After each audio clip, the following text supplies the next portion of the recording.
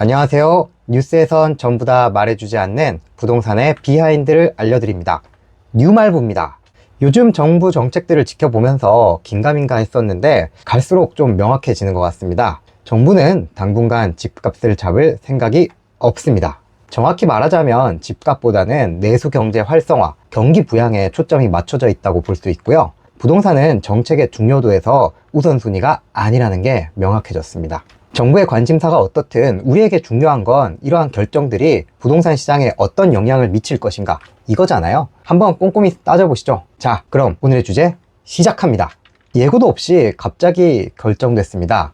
지난 25일이죠. 정부가 7월 1일부터 시행하기로 했었던 스트레스 DSR 2단계 규제를 돌연 2달 연기하겠다고 발표했어요. 규제 시행을 불과 일주일 앞두고 벌어진 일이라서 모두가 깜짝 놀랐던 일입니다. 그럼 이 스트레스 DSR이 어떤 거냐? 쉽게 말해서 변동금리 대출을 이용하는 사람이 대출 이용 기간 중에 금리가 오르면 원리금 상환 부담이 예상했던 것보다 늘어나서 힘들어지게 되겠죠. 이건 대출받은 사람은 물론 빌려준 은행도 자금 회수가 어려워지게 되는 걸 의미합니다. 그래서 처음에 DSR을 산정할 때 일정 수준의 가상금리, 스트레스 금리라고 해요. 이걸 부과를 해서 대출 한도를 산출하는 그런 방식을 의미합니다.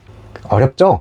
예를 한번 들어서 설명해 드리겠습니다. 연봉 1억 원인 김똘똘 씨가 40년 만기 원리금 균등 상환으로 주택담보대출을 6개월 변동금리로 받을 경우를 가정해 보겠습니다. 금리는 4%예요. 원래 스트레스 DSR 제도가 도입되기 전에 홍길동 씨는 7억 9,700만 원을 빌릴 수가 있었습니다. 근데 현재는 올해 2월부터 시행 중인 스트레스 DSR 1단계 적용으로 7억 5,300만 원 수준으로 원래보다 4,400만 원 대출 받을 수 있는 한도가 줄어든 상태죠. 여기에다가 스트레스 DSR 2단계가 적용될 경우에는 대출 한도가 다시 4,200만 원이 감소한 7억 1,000만 원까지 줄어들게 돼요. 이건 2단계 스트레스 금리가 1단계 대비 2배 정도 증가하기 때문인데요. 스트레스 DSR 도입 전과 비교하면 8,700만 원 정도까지 줄어들게 되는 효과를 가져오게 됩니다. 이렇게 규제가 시행되면 집을 사고 싶은 사람도 대출 받을 수 있는 한도가 줄어들게 되니까 수요가 줄어드는 효과를 가져오고요. 집을 살려는 사람들의 구매력이 줄어드니까 집값도 오름세에 제동이 걸리게 되는 그런 효과가 있습니다. 근데 이런 규제를 갑자기 2개월 더 늦게 하겠다는 거니까 기존에 대출을 받으려고 고민했던 사람들은 어떻게 되겠어요? 기회가 더 늘어났네? 하고 지금 더 몰릴 수 있는 가능성이 열리게 된다는 거죠. 정작 은행권에서는 갑자기 벙 찐 상태가 됐습니다. 그것도 그럴 것이 바로 일주일 전인 지난 19일에 금융감독원의 이복현 원장이 은행장 간담회 자리에서 스트레스 DSR 제도에 차질 없는 시행을 준비해 만전을 기해 달라고 주문하기도 했단 말이죠. 그래서 일선 은행들에서는 대출한도 축소 시뮬레이션을 돌려보는 등 내부적으로 준비가 한창 되고 있었던 와중이었단 말입니다. 이번 연기 발표와 관련해서 기자들 사이에서도 말이 좀 많이 나왔어요. 이 뉴스는 엠바고 시간이 오전 6시, 그러니까 석간 엠바고 자료였거든요. 보통 이런 굵직한 정부 정책 발표가 있으면 출입 기자들을 대상으로 간단한 질의응답도 하고 부연 설명을 하는 백브리핑이라는 걸 같이 하거든요. 이 정도 사안이면 사실 다음날 아침 신문에 딱 나올 수 있게 엠바고도 다음날 조간으로 맞추는 게 일반적이에요. 그래서 최근 몇 년간은 석간 백브리핑은 안 잡히기도 했었고요. 엠바고 시간이야 그럴 수 있다고 쳐요. 그런데 백브리핑에서도 기자들이 왜 갑자기 이걸 미루게 됐냐라고 물어보니까 하는 얘기가 자영업자들과 서민들의 대출 부담이 너무 크다, 부동산 PF 시장 연착륙을 위해서 종합적으로 고려를 했다, 이런 얘기 정도만 하고 이렇다 할 시원스러운 대답들을 제대로 하지 못했단 말이죠. 아니, 자영업자 어려웠던 게 하루 이틀 일입니까? 갑자기 일주일 앞두고 미뤄준다는 게 좀 이상하잖아요. 이것뿐만이 아니었습니다. 스트레스 DSR 2단계 시행 연장 발표가 있던 바로 그날 서울시에서도 중요한 정책 발표가 있었는데요. 바로 신혼부부 임차 보증금 이자 지원 사업 혜택을 늘린다는 거였습니다. 이건 시와 협약을 맺은 은행에서 임차 보증금을 대출받으면 서울시는 해당 대출에 대한 이자 일부를 지원해주는 그런 사업인데요. 구체적으로 대출에 대한 이자 지원 금리는 평균 1.2%에서 2%로 확대되고 부부 합산 연소득 한도도 9,700만 원에서 1억 3천만 원으로 범위를 넓혔습니다. 원래는 중소기업 다니는 사람 맞벌이 가정이면은 이게 될 수도 있고 안 될 수도 있고 그랬는데, 이제는 웬만한 중소기업 다니는 사람들이면은 범위를 넓혔으니까 해당이 되게 되죠. 지원주택은 보증금 7억 원 이내 주택 또는 주거용 오피스텔에 대해서 최대 3억 원까지 대출 및 이자 지원 기간은 최장 10년까지입니다. 이건 전셋값 상승으로 인해서 커져버린 청년층의 주거비 부담을 직접적으로 낮춰주는 아주 좋은 정책이죠. 근데 이렇게 대출 부담이 줄어들게 되면 아무래도 전세 가격에 대한 차주의 부담감이 낮춰지게 돼서 눈높이를 더 높일 수 있는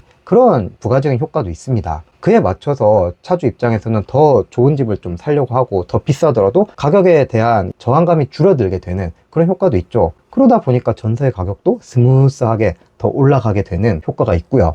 이건 다시 매매 가격의 지지선이 높아져서 매매가를 밀어 올리는 그런 효과로 이어지게 됩니다. 물론 정부와 서울시가 정책을 같이 협의해서 만들어내진 않았겠지만 공교롭게도 이 두 가지가 모두 부동산에 대한 대출 부담을 줄여주는 카드가 나왔다는 점에서 서울 부동산 시장은 더욱더 탄력을 받을 수 있는 가능성이 굉장히 높아졌어요.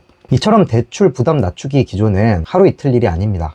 얼마 전에 국책연구기관인 KDI는 6월 경제 동향 보고서를 통해서 현재 우리 경제가 높은 수출 증가세에 따라 다소 경기가 개선되고 있다. 근데 내수는 회복세를 보이지 못하라고 밝혔습니다. 구체적으로 가계와 개인 사업자 대출 연체율이 지속적으로 상승하는 등 고금리 기조가 내수 부진의 주 요인으로 작용하고 있다라고 콕 집어서 금리 인하의 필요성을 역설하기도 했단 말이죠. 정부와 여당은 더 노골적으로 금리 인하를 거세게 요구하는 중입니다. 성태훈 대통령실 정책실장은 지난 16일 방송에 출연해서 우리나라가 기준금리를 인하할 환경이 되고 있고 통화정책을 유연하게 가져갈 수 있는 부분이 있다 라면서 다른 국가에서도 금리를 인하하는 상황이라고 그렇게 설명을 했습니다.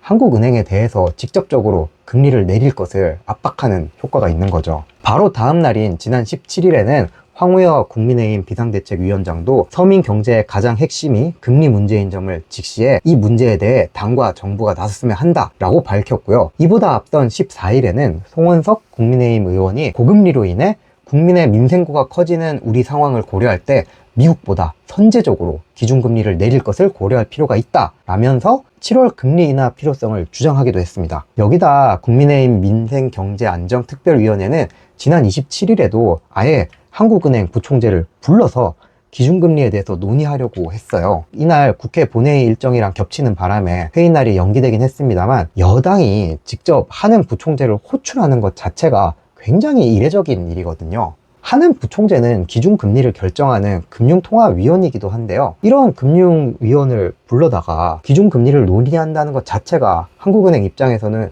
굉장히 압박스럽게 느껴질 수밖에 없는 그런 상황인 거죠. 물론 한국은행은 중립기관이라서 독립적인 의사결정 권한을 가지고 있습니다. 한은은 언제나 그랬듯이 여전히 신중한 입장을 유지하고 있는데요. 특히나 이창용 총재는 통화정책으로 뭔가 경제를 움직이는 것보다 정치나 사회적 합의를 통해서 경제가 흘러가야 된다는 지론을 가지고 있는 사람입니다. 실제로 제가 어떤 공적인 자리에서 이창용 총재의 강연을 드린 적이 있는데 당시 이 총재는 우리나라 경제 문제를 몇 가지를 이렇게 설명을 하면서 그중 하나로 부동산 쪽으로 자금이 너무 많이 흘러간다는 것에 대해서 큰 우려를 나타내기도 했어요. 그때 했던 말이 우리나라 기업 대출 중에서도 부동산 관련 대출이 많다. 지난 10여 년간 자금이 어디로 투자됐는지를 살펴보면 제조업, 서비스업 같은 산업이 아니라 부가가치가 매우 적은 부동산 가격으로만 몰려가는 게 뚜렷하게 나타난다. 고 했었던 게 기억에 납니다. 실제로 이 총재는 이런저런 자리에서 섣불리 금리 인하에 나설 경우 인플레이션 기대의 심리를 자극하면서 물가 상승률이 다시 높아질 수도 있고 경기를 부양하는 효과보다 부동산 가격에 대한 상승세를 기대하는 부작용이 더 클 수 있다. 이렇게 밝혀오기도 했습니다. 물론 그렇다고 해서 한국은행이 부동산 때문에 통화정책을 좌지우지하고 막 그런 곳은 더더욱 아니죠. 다른 나라에서 금리 인하를 하고 있는데 만약에 미국까지 금리 인하를 해버리면 우리도 그땐 부동산 과열이고 뭐고 무조건 따라가야 돼요.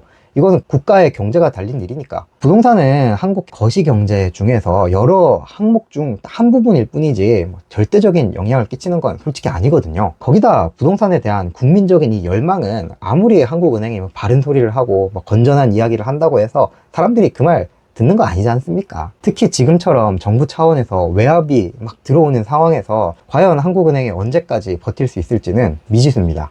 사실 정부 입장에서는 내수 진작에 경기 활성화만큼 직방인 직효약이 없어요.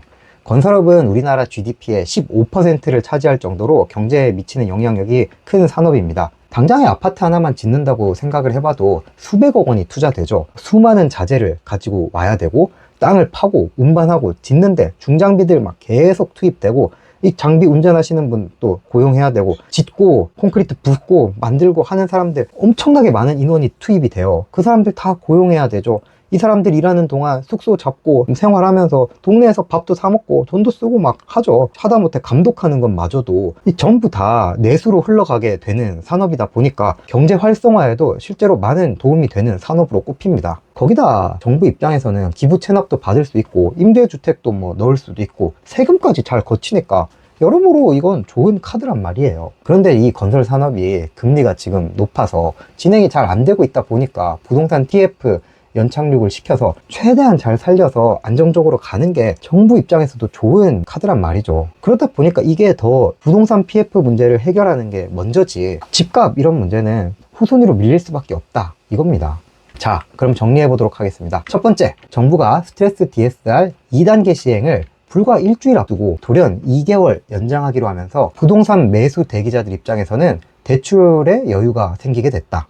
두 번째, 서울시가 전세 대출에 대한 지원을 확대하면서 전세 수요자들의 대출 부담이 낮아지게 됐다. 세 번째, 정부와 여당에서 집요하게 한국은행에 대해서 금리 인하를 주문하는 중이다. 네 번째, 한국은행은 금리 인하가 부동산 시장의 과열로 이어질 수 있다는 점을 분명히 인지하고 있다. 다섯 번째, 그렇긴 하지만 한국은행에게 부동산은 여러 경제를 보는 지표 중에 하나일 뿐 금리 인하 압박이 이렇게 높아지는 상황에서 얼마나 버틸 수 있는지는 지켜봐야지 알 수 있는 문제입니다.